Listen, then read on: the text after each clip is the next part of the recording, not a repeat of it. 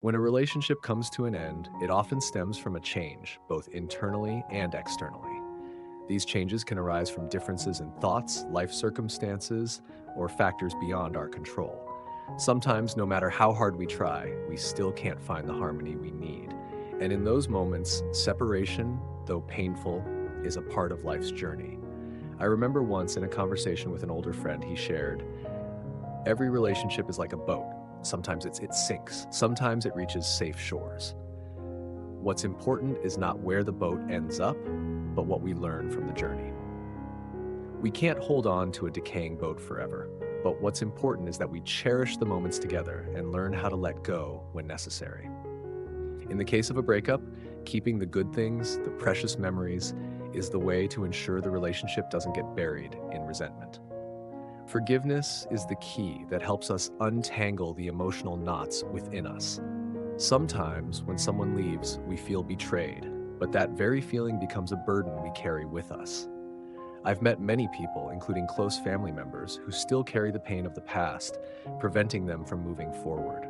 A former friend of mine, after her divorce, spent nearly 10 years forgiving her ex-husband, even though they never saw each other again. She shared, "When I forgave, I didn't do it for him, I did it for myself. Forgiveness doesn't mean I forget, it means my soul is set free." Forgiveness is a process, it can't happen overnight. At times, the pain feels so overwhelming that we can't immediately forgive those who have hurt us. But if we don't learn to forgive, not only will the old relationship remain in the wound, but we will also be trapped in anger and hurt. A teacher once told me, when we don't forgive, we are nurturing a monster within ourselves, and when that monster grows, it will destroy everything good we have. That was a profound lesson on the power of forgiveness. This doesn't mean we have to accept betrayal, but forgiveness helps us break the bond with the pain. Once again, I remember the story of a woman I deeply respect who overcame great pain from an unhappy marriage. She shared, "When I forgave my husband, I didn't do it for him. I did it for my freedom. I didn't want to live in the past. I didn't want to be influenced by what was gone." Forgiveness, therefore, is an act of freeing oneself from negative emotions, allowing each person to move forward with a lighter soul. And then we must face more complex situations, such as when we have shared responsibilities, like raising children. Living together after hurt is a major challenge. When we have to continue sharing our lives, even though the hurt still lingers, forgiveness becomes more important than ever. A friend in my group once said, "We can live together without loving each other anymore, but we have to learn to treat each other with respect for the sake of the children and ourselves." We don't need to live forever in the shadow of the past, but we must learn not to hurt each other anymore. Forgiveness isn't always easy, but it's the key that helps soothe our wounds, and most importantly, it allows us to live a fuller and more meaningful life. Remember, when we forgive, it's not just for others, but for ourselves, so our souls can be free and life can continue with new and brighter opportunities. When we can't forgive but can't walk away from the other person either, the only choice seems to be to grit our teeth and endure. I've seen many people in this situation. They seek busy work, new interests to temporarily cover up the pain within. But in reality, this is just a form of avoidance because when negative emotions aren't dealt with, they quietly erode us from the inside. A friend of mine, after going through a painful breakup, shared, "Work and other relationships are just bandages over the wounds in my heart. I can laugh and talk in front of others, but at night, the sadness still clings to me." This is a reality many of us can easily recognize. Unhealed wounds never disappear just because we pretend not to see them. This not only affects us, but it also has a negative impact on those around us, especially children. A family might seem peaceful, but the unforgiveness between parents is a burden that can't be hidden. Children, though they may not fully understand, can always feel the tension, the exhaustion in the atmosphere. We might try to create a facade of harmony, but in our minds, those wounds still hurt. There was once a friend who shared about her relationship. "I thought I could endure, but when the hurt erupted, I felt like I was harming my children. Every time I was angry or couldn't control my emotions, I knew I was unintentionally hurting them." And that's true. When we haven't truly forgiven, that tension not only creates a gloomy atmosphere in the family, but also makes the children feel a lack of emotional safety. Words, actions, and even a look can reflect the absence of forgiveness, making the relationship feel heavier and darker. For me, what's important is not to deny that hurt. Sometimes acknowledging that we can't forgive yet is an important step to begin the healing process. When I was younger, I learned a lesson from an experienced teacher. He said, "Forgiveness is not a destination, but a journey." Sometimes admitting that we can't forgive is the way to release the blocked emotions. It's this honesty with ourselves that helps us not continue living in a false shell. The way to move towards forgiveness is to clearly identify the goal and plan for that journey. Perhaps right now we can't forgive immediately, but at least we can set the goal that one day, when emotions settle, we will be able to let go.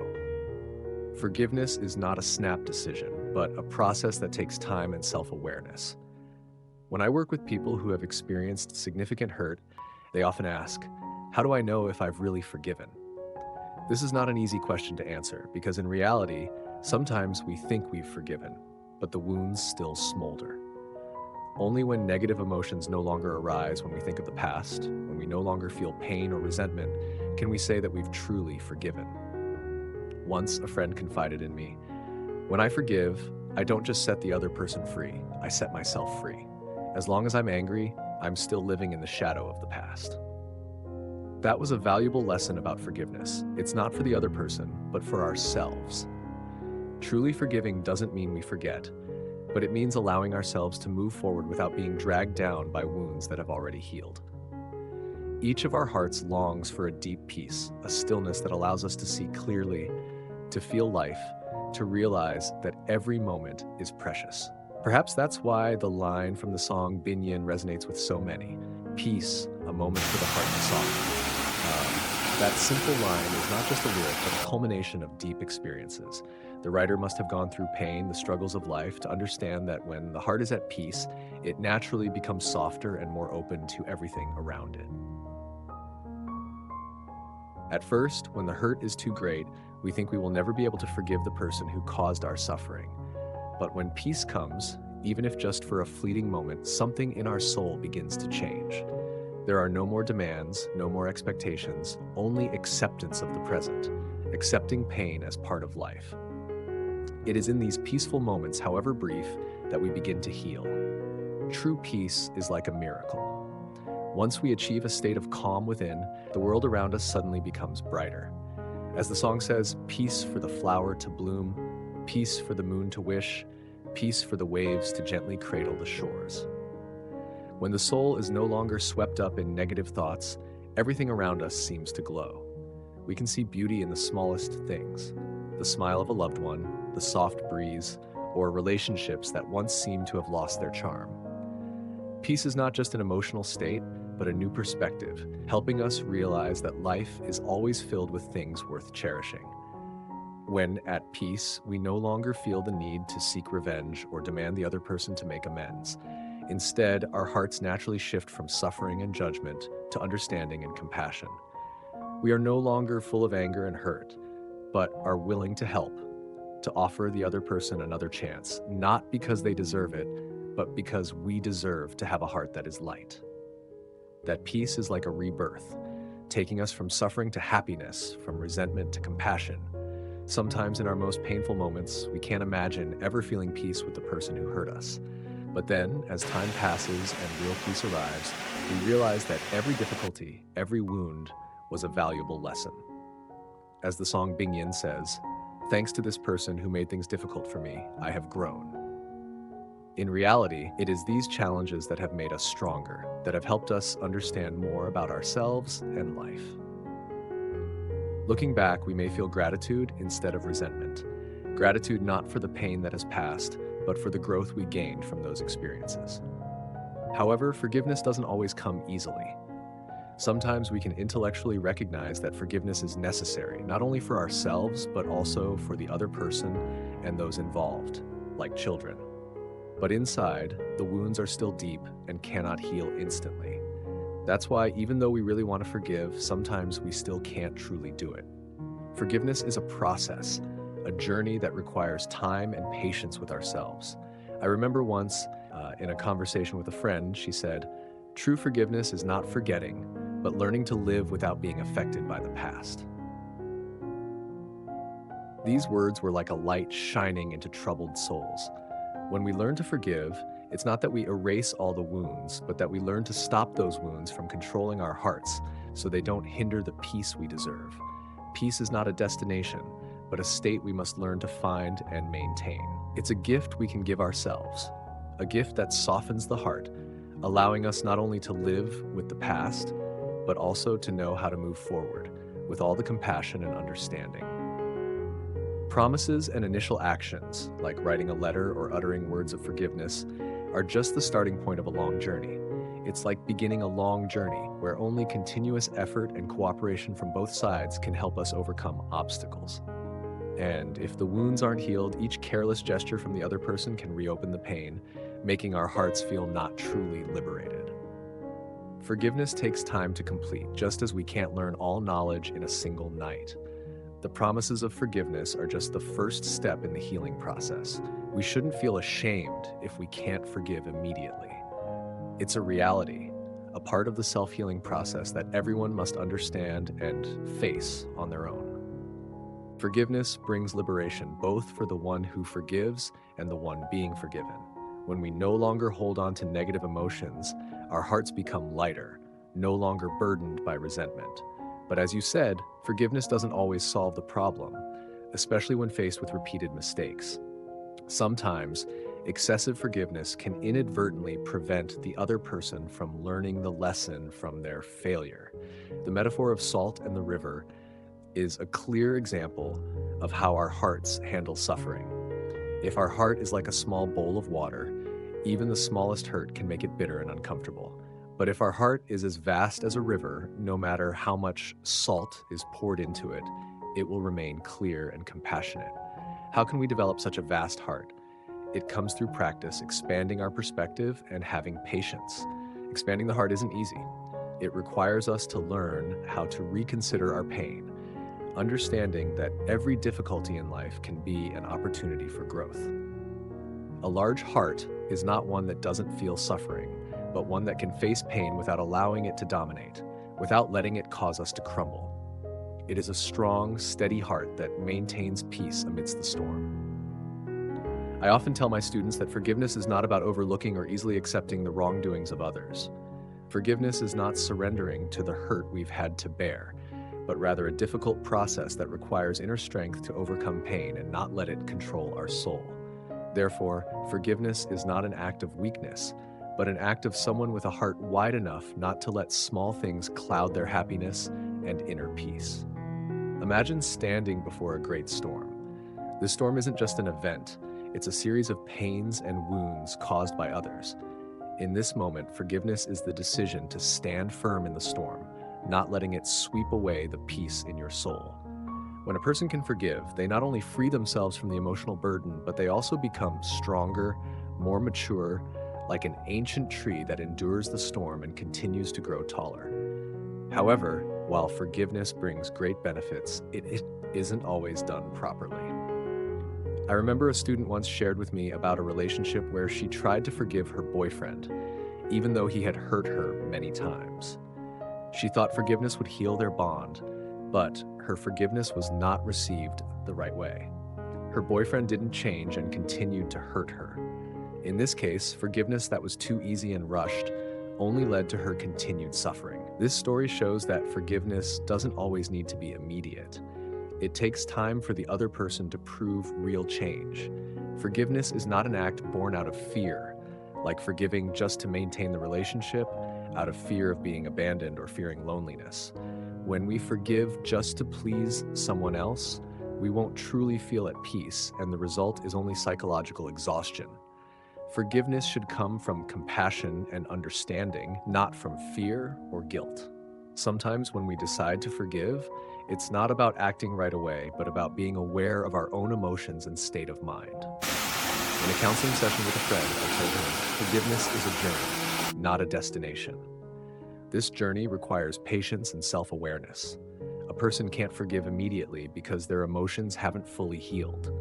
Just as a physical wound takes time to heal, the heart also needs time to mend and find peace. Forgiveness cannot be forced.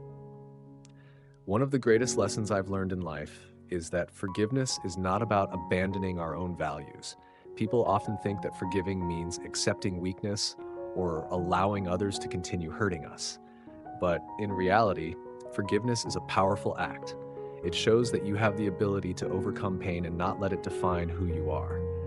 Forgiveness is about keeping your heart open and not letting the darkness of the past overshadow it. In a conversation with a friend who had experienced a breakup, he shared how he had felt immense guilt after everything ended. He blamed himself and tortured himself over the wrong decisions. This caused him to lose faith in himself and his worth. But over time, he realized that in order to heal, he needed to forgive himself. Forgiving his own mistakes was necessary to continue living strong and happy. Forgiveness is not only for others, but also for ourselves. And then, as a teacher, I always tell my students that forgiveness is a process that cannot be rushed. Each of us needs to find the right moment and way to open our hearts, to be able to be compassionate not only toward the mistakes of others, but also our own. When we do this, we will find that the more we forgive, the larger our hearts grow, and life becomes lighter and more beautiful. Within each of us exists both light and darkness, both flowers and trash. We cannot deny the existence of the darker aspects within ourselves as well as in others. The story of flowers and trash is a testament to this undeniable truth in life. Trash is not something we should shun or hide, but a part of the process of growth and learning. Just like flowers, flaws, mistakes, and pain are not to be erased, but rather opportunities to understand ourselves better and become stronger. When we only want to keep the flowers while denying the trash, we lose the chance to learn from hardships, from painful experiences. Accepting the existence of both is the way to find wholeness within ourselves. Acceptance does not mean compromising or agreeing with mistakes, but understanding that these things have happened and they are an inseparable part of life. Similarly, when we encounter mistakes, instead of blaming or denying them, we need to understand their cause, recognize them, and transform these flaws into lessons and opportunities for growth. Remember, if we cannot accept ourselves with all our weaknesses and mistakes, we cannot forgive others. Forgiveness is not about letting go, but about freeing ourselves from the burden of pain and judgment. We cannot love and forgive others if we do not know how to love and forgive ourselves. This is the starting point of kindness, an important step in building peaceful and happy relationships. I always remember a story about a wealthy man who lived a life of outward perfection, yet inside he felt empty and weary. One day he met a monk and asked, "Master, how can I find peace in my heart?" The monk replied, "First, you must accept yourself with all your wounds and weaknesses. When you no longer run away from yourself, peace will come naturally." That answer was like a cold splash of water, but it held a profound truth. We must accept ourselves before we can change. But acceptance is not only about accepting ourselves, it is also about accepting others. When we learn to forgive others, the first step is to accept that they have done something that caused us pain, and that is an unchangeable truth. When we accept the truth, we no longer resist, and we can view everything with calmness and clarity. Just as when we accept ourselves with our flaws and mistakes, we can approach those around us with greater compassion. This helps us to stop blaming, stop having unrealistic expectations of others, and understand that everyone can make mistakes, and all of us are on a journey to become better versions of ourselves. Therefore, when you forgive yourself, you will also have the ability to forgive others. This is the first step toward living kindly with yourself, with your loved ones, and with the community. This kindness is not only about treating others gently, but also about caring for yourself, loving, and protecting your heart from the wounds of the past. The story of the plants in California, where the dry leaves nourish the flowers, is a powerful reminder that the past doesn't disappear. What has happened, whether good or bad, is an inseparable part of our present, especially with our parents, those who raised and cared for us. Even though they are no longer with us, they remain present in how we live, in our actions, thoughts, and values they pass down. The best way to honor our parents is to live a life of kindness, taking care of ourselves and those around us. But not only with our parents, we must also learn to appreciate ourselves in a realistic way. We don't need to be perfect all the time. We don't need to hide our flaws or force ourselves to be loved. When we truly understand and accept ourselves, we can more easily open our hearts and love others, and then life becomes lighter and full of meaning. Forgiveness, whether for ourselves or others, is a precious gift we can offer to ourselves and our loved ones.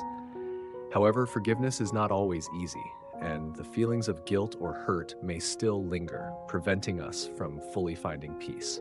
When facing unresolved wounds, even after we have forgiven, our hearts may still ache. The story of the man afraid of the chicken clearly illustrates the truth that fear or unhealed wounds will continue to haunt us, causing us to react unconsciously. Fear and hurt often originate from the closest relationships, especially from our parents, the people who have the most profound influence on us throughout our lives. When parents are too strict, imposing, or lack empathy, children don't learn how to manage their emotions, and this creates deep wounds.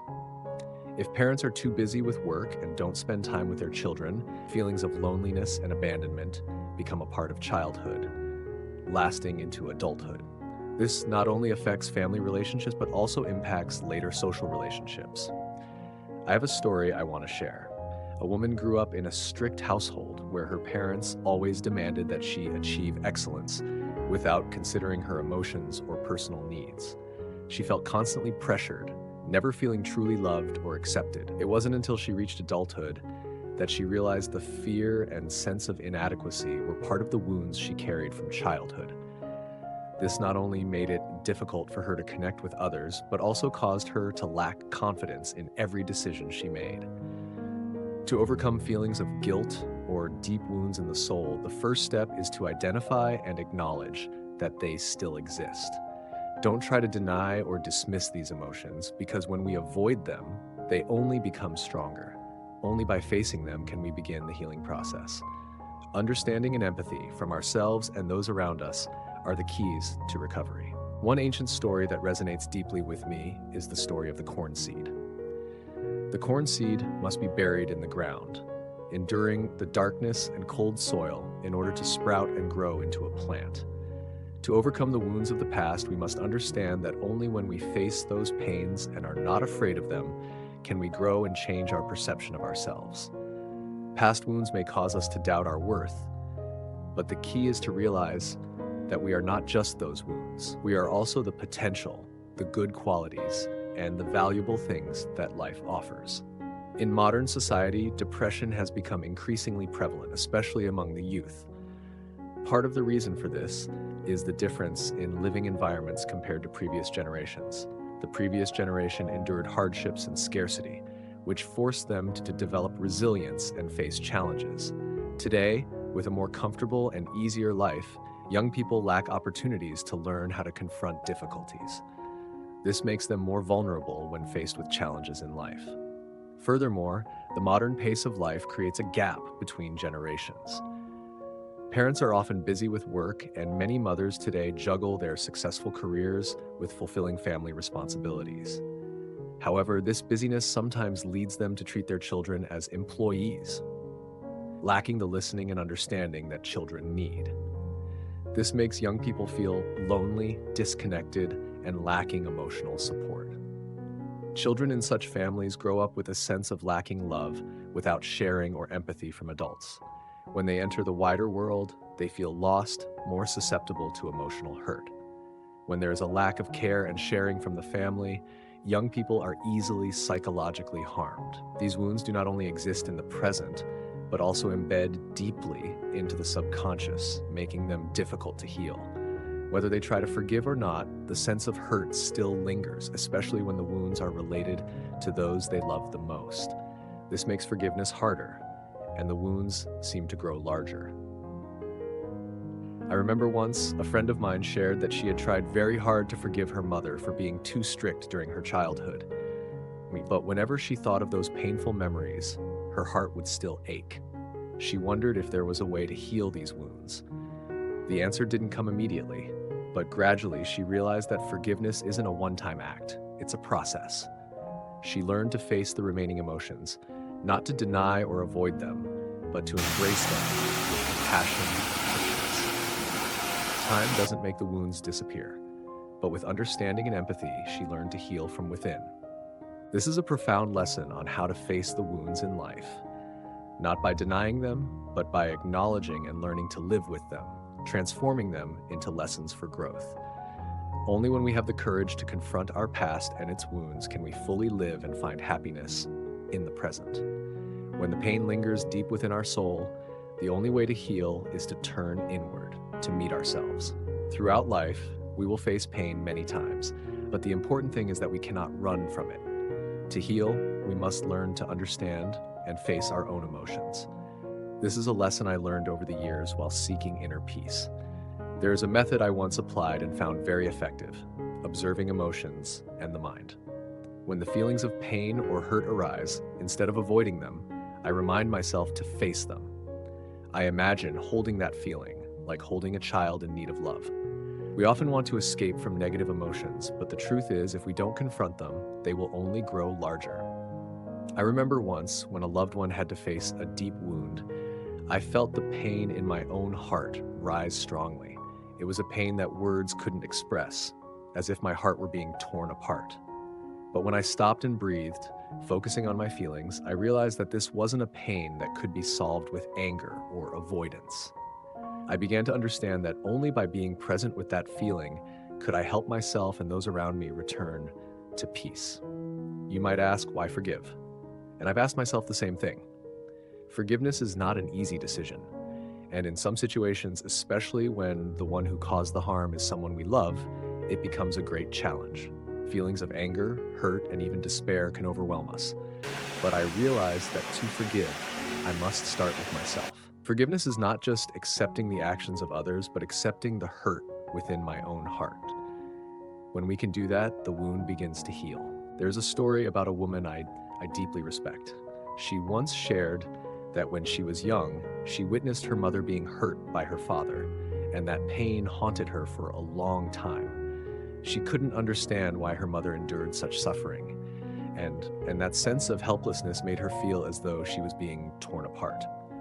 But as she grew older, she realized that everyone has a different capacity for endurance, and the most important thing she learned was that true protection doesn't always come from love. Sometimes it stems from fear and the feeling of helplessness toward wounds that haven't healed within ourselves. We cannot save others by pulling them out of their wounds, especially when we haven't fully understood our own. I have seen many people act as though they are the only ones who can save their loved ones. But in the end, they fall into the trap of judgment and losing control. These reactions don't come from understanding or compassion, but from fears and unhealed wounds within their own hearts. Part of the pain comes from imagining that our loved ones cannot endure the pain, or that they don't have the ability to protect or heal themselves the way we think we would. But the reality is, each person's capacity for endurance is different, and we cannot fully understand the feelings or limits of others.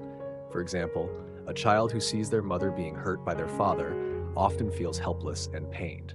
But in reality, each person's endurance differs, and we can't fully comprehend the feelings or limitations of others.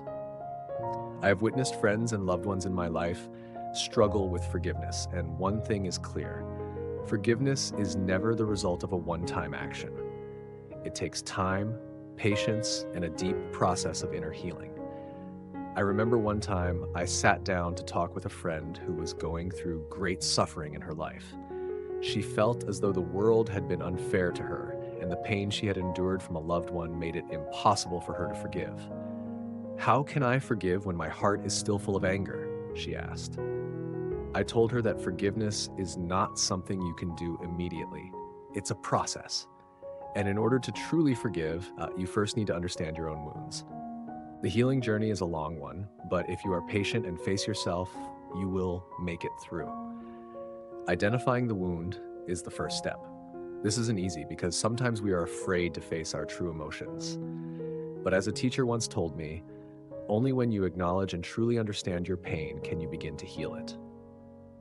I once met a man who had to witness his family fall apart. At first, he refused to face his emotions. He avoided them. But eventually, he learned to look straight at the pain, to acknowledge the anger and helplessness within him. And that was the first step in his healing process. Understanding the source of the pain is the next step. You must distinguish between the pain caused by a loved one and the wounds from the past that haven't fully healed. I remember a friend sharing that she always felt hurt whenever she saw others hurt her loved ones. She always felt as though she was suffering the pain on their behalf. But after listening and reflecting on herself, she realized that this pain was actually bringing up old wounds in her soul, wounds she had never truly faced. Next, self-care is an essential step. You need to create space for yourself to rest and understand your emotions. I once advised a friend who was feeling desperate. Take the time to care for yourself. Write, talk to trustworthy people, or simply find a quiet space to reflect. When we cannot love ourselves, how can we forgive others? Practicing compassion is the next important step. Putting yourself in another person's shoes doesn't mean agreeing with their actions, but understanding that they also carry their own pain and limitations. I remember once when a friend did something that hurt me. At first, I couldn't understand why she acted that way, but after taking the time to think and look at it from her perspective, I realized she was also struggling with her own wounds, which I hadn't known about. Patience with the process is the most important thing. No one can forgive immediately, especially when the wound is still fresh. Let the healing process unfold naturally. Just as when I faced a great pain in my life, I knew I couldn't rush to find peace right away. Time will help soothe the intense emotions and bring us closer to forgiveness. When you are in a vulnerable phase and your soul is not yet healed, temporarily reducing contact with the person who caused the harm is not an act of avoidance, but a way to protect yourself. I have witnessed many friends and loved ones in my life who felt they had to face the pain immediately, even when they weren't ready. They thought that confronting it would make them stronger, but in reality, this was an unnecessary force. Sometimes, stepping away temporarily is the only way to create a safe space for your soul to settle so you can heal without being disrupted by external factors. In those cases, I always remind them that if the other person truly understands, they will respect and support this decision. They will understand that this temporary distance is part of the healing process, a space where you can reflect on yourself without being influenced by negative forces around you. To make the healing process truly effective, you need to focus on what's most important, yourself. This is the time to let go of unnecessary things and minimize external pressures. I once participated in an intensive meditation retreat where there were no phones, no daily worries. Every morning we woke up in silence and faced ourselves through deep meditation sessions. There, I felt peace gradually enter every corner of my soul, and in that space, I could truly begin to face my emotions without interruptions from the outside world. At home, it's easy to get caught up in everyday problems, unwanted conversations, and sometimes the invisible pressures from those around you. But when you enter a space designed for stillness, you have the time to listen to your own emotions, to love yourself without distractions. Your mind is no longer disturbed by blame or expectations, but instead by acceptance and love. The healing process requires a clear and specific plan. A teacher I once met shared that every wound has its own time, and you must face it step by step. First, you must acknowledge that the wound truly exists, that it is a part of you. Once you begin to recognize it properly, you will know how to heal gradually and naturally. As the wound slowly fades, you will realize that you can open up and reconnect with the person who caused the harm. But what's important is that during this journey, you must recognize that you also have a part in creating the hurt, not just blaming the other person entirely. Our souls are vulnerable when we lack stability and inner strength. It is difficult to face challenging situations or those who have hurt us when we are in a weakened state. But when the soul is strong, when you've rebuilt your inner stability, you will feel a solid foundation and a peaceful energy that allows you to embrace every challenge without letting it harm you further. There's a story I truly love about a wounded tiger. When it is hurt, the tiger doesn't continue hunting or engage in battles it cannot win. it retreats into its den to heal its wounds. The tiger understands that when it is weak, it needs a safe space. It needs time to recover. This story serves as a vivid image for us about how to heal ourselves. When the wounds in our soul are deep, give yourself the space to recover. This isn't giving up. It's understanding that only when the soul is strong can we face the world peacefully. Therefore, during the process of self-healing, when you begin reconnecting with the person who caused harm, it's important to observe your own emotions. If you feel your emotions are being overwhelmed, don't hesitate to express that to the other person. Asking for more time to continue the healing process is not rejection. It's a way of respecting yourself and protecting your soul from wounds that have not yet healed. The story of self-love isn't just theory. It's a practice, an action that requires patience and trust in your own process. Ultimately, letting go of resentment is the most important step in freeing yourself from negative emotions. When you have the courage to face and heal your wounds, you will realize that old hurts no longer have the power to control your life. Forgiveness is not an obligation. It is a liberation for yourself. When your soul is healed, you will love yourself and extend that love to others, creating stronger and healthier relationships in the future.